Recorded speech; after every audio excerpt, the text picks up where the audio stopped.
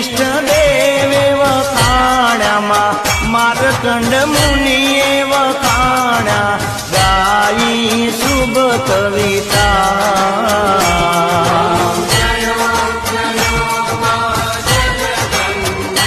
मैया संवत 1657 1622